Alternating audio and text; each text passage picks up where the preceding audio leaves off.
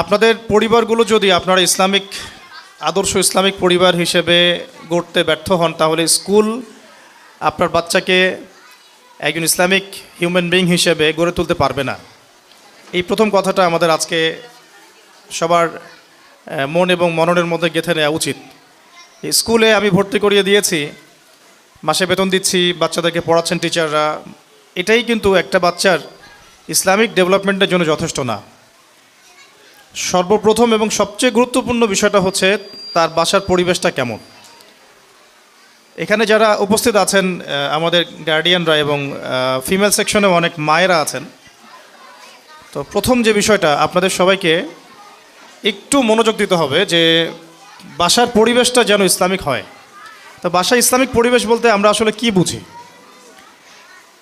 বাসায় ইসলামিক পরিবেশ বলতে আমার বাসার গঠন, আমার বাসার অভ্যন্তরীণ ডেকোরেশন, বাহ্যিক ডেকোরেশন, আমার বাসার ডাইনিং টেবিল, খাবার মেনু, নামাজ, তালিম, আমাদের ওয়াশরুম, আমাদের পিতামাতার মধ্যে সম্পর্ক, ভাই বোনদের মধ্যে সম্পর্ক, পিতার সাথে সন্তানদের সম্পর্ক, মায়ের সাথে সন্তানদের সম্পর্ক, পরিবারের রিজিকের উৎস এবং স্বামী স্ত্রীর অভ্যন্তরীণ সম্পর্ক, এই প্রত্যেকটা বিষয়ে ওতপ্রোতভাবে জড়িত আর কি।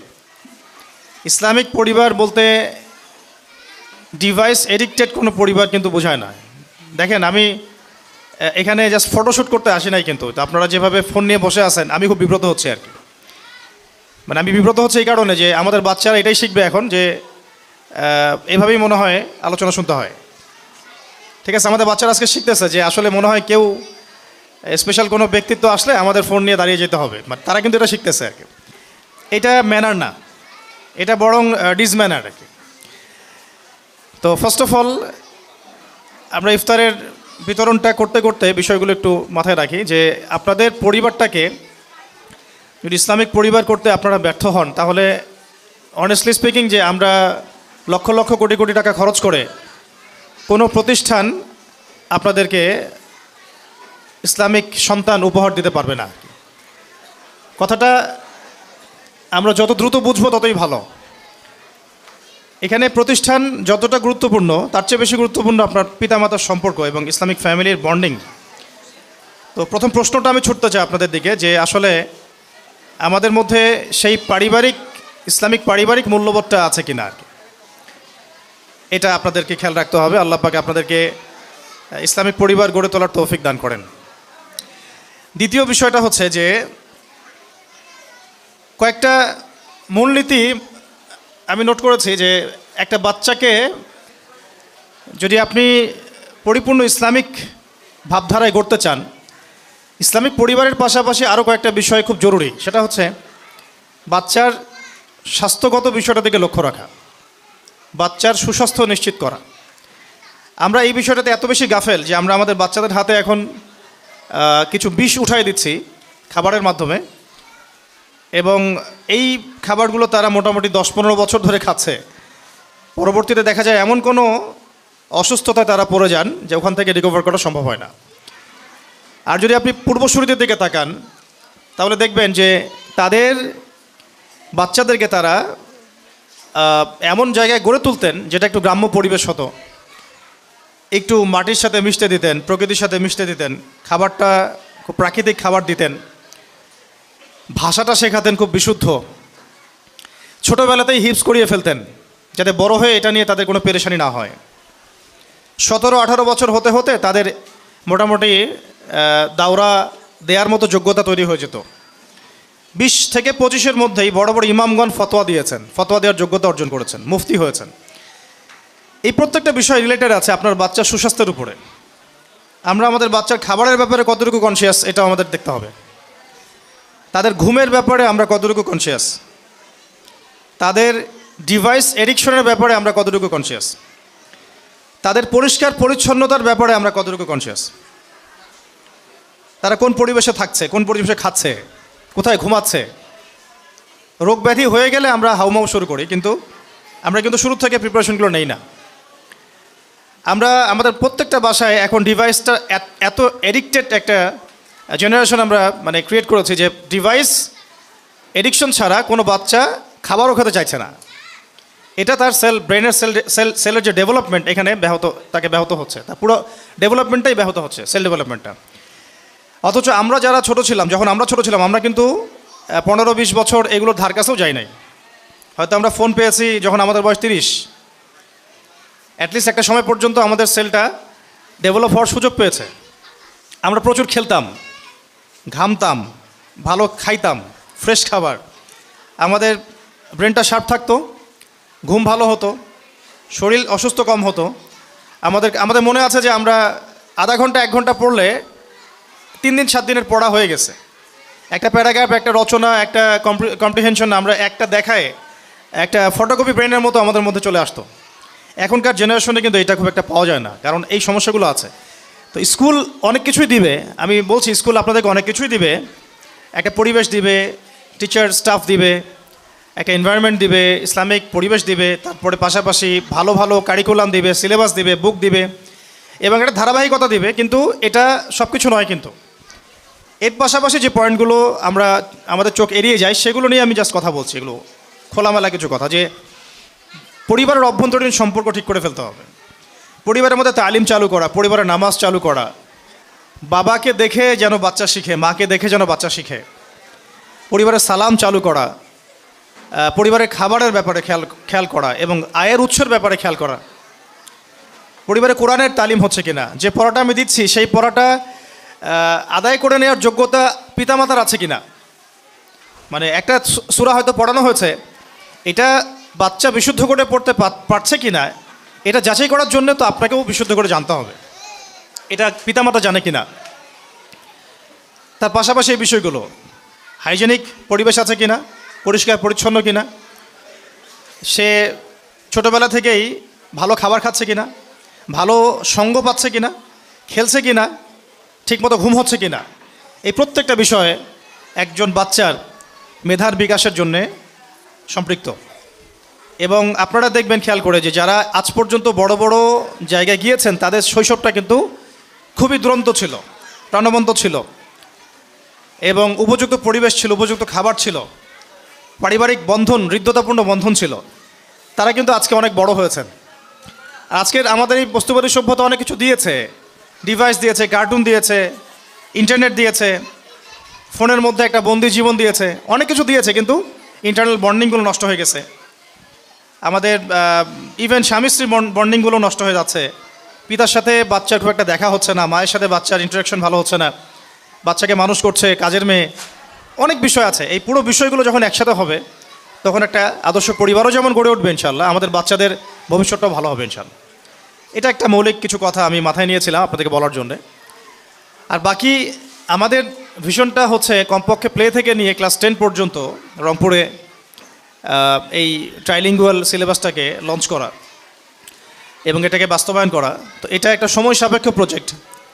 তাই যাদের এবার প্রথম বছর আমাদের স্কুলে, তাদের ধৈর্যটা একটু বেশি ধরতে হবে। কারণ আমি একটা এক্সাম্পল দিলে আপনারা বুঝতে পারবেন, যে ধরেন আজকে আমাদের স্কুলে 100 জন বাচ্চা ভর্তি হয়েছে, তার মধ্যে 90 জন বাচ্চা এসেছে অন্য স্কুল থেকে, কেউ আমাদের স্কুলে এসে 3-তে ভর্তি হয়েছে বা 2A বা 1-এ, যারা আমাদের স্কুল প্লে থেকে পড়ে নাই, আমাদের স্কুলে প্লে নার্সারি কেজি থেকে পড়ে নাই।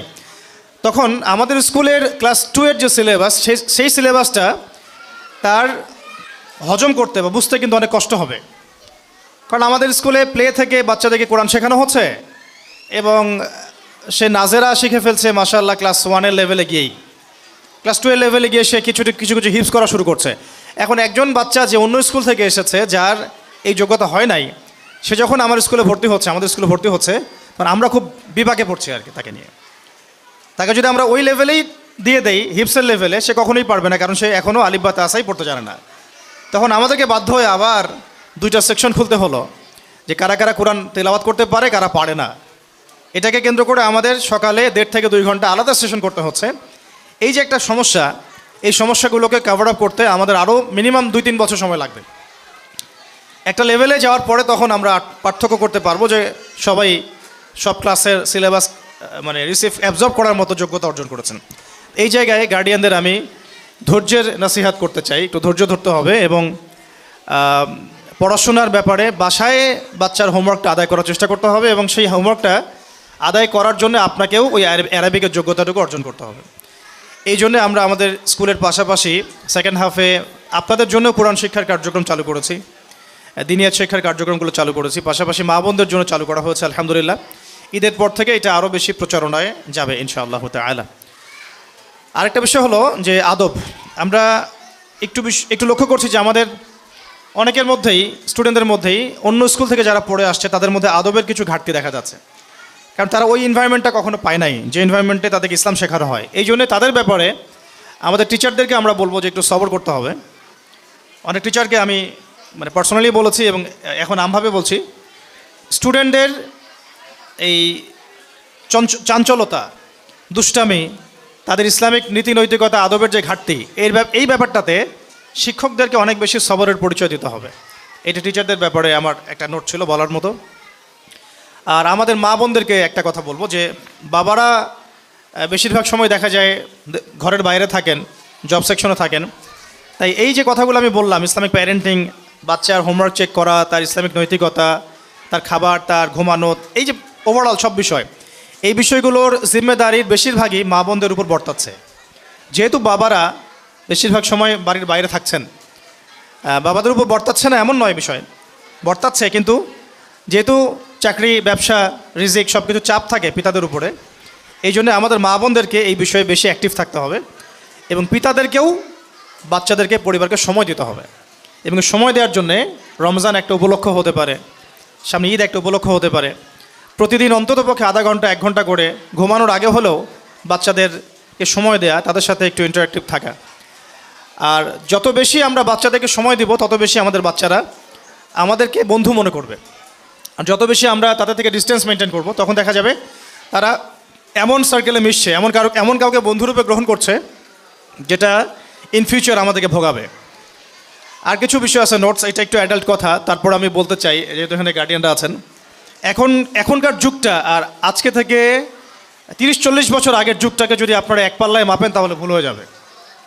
এই যুগটা বেসিক্যালি পর্নোগ্রাফির যুগ, এই যুগটা বেহায়াপনার যুগ, বেপর্দার যুগ, এবং কোনো কোনো ক্ষেত্রে অবাধ যৌনাচারের যুগ, ফ্রি মিক্সিংয়ের যুগ।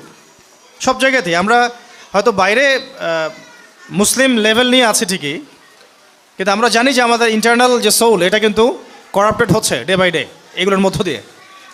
তো আল্লাহর ওয়াস্তে এগুলোকে নেগলেক্ট না করা, এই বিষয়গুলোকে নেগলেক্ট না করা, এবং আমাদের বাচ্চারা আমাদের চেয়ে দ্রুত বড় হচ্ছে, আমাদের মেয়েরা আমাদের চেয়ে দ্রুত বড় হচ্ছে, এবং আমাদের সমাজটা যেহেতু করাপ্টেড এবং প্রত্যেকটা সেক্টর করাপ্টেড, আমি আজকে শুধু টাচ করছি সামাজিক নীতি নৈতিকতা জায়গাটুকুই, এটা করাপ্টেড। পর্নোগ্রাফি ছড়িয়ে দেওয়া হয়েছে, ব্লু ফিল্মস সবার ফোনে, ইন্টারনেটে চলে যায়, অ্যাক্সেস পাওয়া যায়। অ্যাডাল্ট্রি চলে আসছে কার্টুনের মধ্যে, মুভির মধ্যে, নাটকের মধ্যে, এবং সিনেমার মধ্যে, গানের মধ্যে। এই বিষয়গুলো লাগাম টেনে ধরতে হবে আপনাদেরকে বাসার থেকেই, এটা বাসা থেকে লাগাম টানতে হবে, এবং আমাদের মেয়েদের ব্যাপারে খুব খেয়াল রাখতে হবে। বাসায় কাজিন ফ্রি মিক্সিংটা বন্ধ করে দেওয়া উচিত। আমাদের মেয়েরা 10 বছর বয়স হোক, 12 বছর বয়স হোক, তাদের দিকে আমরা যে দৃষ্টিতে তাকাই আর 10 জন মানুষ হয়তো সেই দৃষ্টিতে নাও তাকাতে পারে। এই জন্য বাসার সিকিউরিটিটাকে একটু স্ট্রং করা, বাসার পরিবেশটাকে, নীতি নৈতিকতাকে স্ট্রং করা, ফ্রি মিক্সিংটা বন্ধ করে দেওয়া, কাজিন এই বিষয়গুলো বন্ধ রাখা, অ্যাডাল্ট্রি তো মোটেই না করা, এবং বাচ্চাদের সামনে একটু খোলামেলা বিষয়গুলো ডিসকাস করা আর কি। আমি মনে করি বাচ্চাদেরকে এখন খোলামেলাভাবেই এই বিষয়গুলো বোঝানো উচিত, কোনটা গুড টাচ, কোনটা ব্যাড টাচ, কোন ইন্টারেকশনটা ভালো, কোনটা খারাপ, কোন আদরটুকু তোমাকে টিচার করতে পারবে বা আমি করতে পারবো, কোনটা করতে পারবো না, কোনটা তোমার প্রাইভেট পার্টস আর কোনটা তোমার নন প্রাইভেট পার্টস। এগুলো আসলে বাচ্চাদেরকে বোঝানোর দায়িত্ব কিন্তু এখন আমাদের নেওয়া উচিত। আপনারা দেখছেন সমাজের মধ্যে রেপ দিন দিন বাড়ছে, জেনা তো আগেই বেড়েছে, ব্যভিচার আগেই বেড়েছে, এখন রেপের সাথে ইভেন সমকামিতাও বাড়ছে। তাই এইরকম একটা সমাজে আমরা যদি আমাদের মেয়েদেরকে, আমাদের ছেলেদেরকে মানুষ করতে চাই, খুবই ঈগল পাখির মতো, ঈগল আইজ নিয়ে আমাদেরকে চলতে হবে।